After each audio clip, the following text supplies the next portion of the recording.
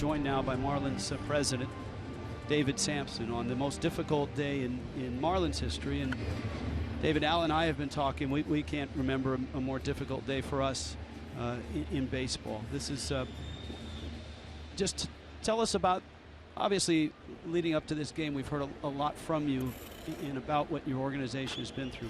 Tell me what you've seen tonight, starting when the team came out for batting practice and for warm-ups. Number one thing I've seen is kids trying to understand what it means to grieve and to mourn. And the players, they're kids, and trying to understand how to react, what to say, what to think, when to cry. And the emotions are so raw. Just what you saw tonight was unscripted and real.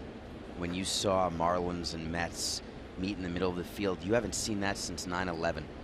That's the last time two teams met like that. It was the Braves and the Mets.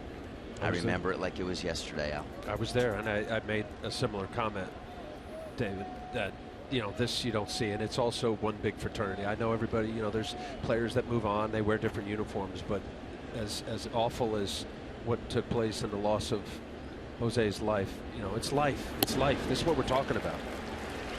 What I've been trying to figure out since yesterday at 6:58 a.m. is how to come to grips with a new equilibrium, and I can't do it yet.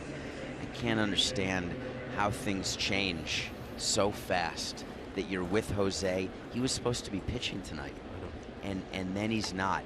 And trying to explain to players and explain to fans who want answers, and you can't answer the question because there are no answers. So my job, I feel, has been to try to provide sort of a universe of non-answers. And I'm struggling with it because people are looking to us for answers, and I have nothing.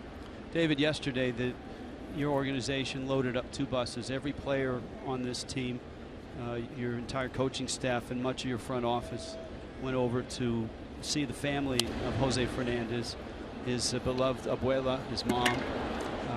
What was that like? And do you know how that happened, Rich? No. We were in the clubhouse meeting with the players, and it was a meeting, an hour that was intermittent silence, and then people would say a few words, and then more silence and prayer and crying. And then we were sitting there, and all of us we didn't know where to go. We didn't know what to do. We didn't know what to say. And we said the best thing we could do is be with his family.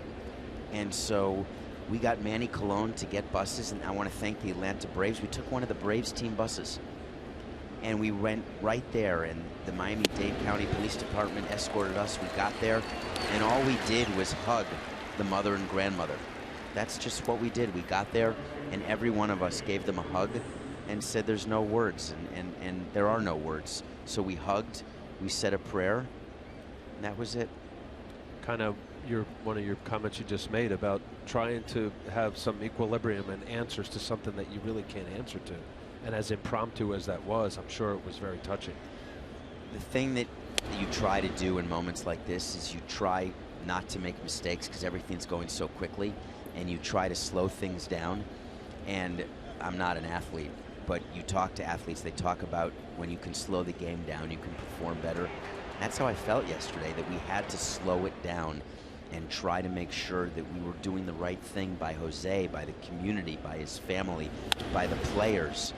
And the commissioner was terrific, and his help helped guide us. And it's just, I don't wish this on anyone, and I'm so sorry for his family and the community and everybody. And you can see Mike Dunn pausing at the mound after a scoreless inning here against the Mets. Back with David Samson. Marlins lead the Mets 7-0.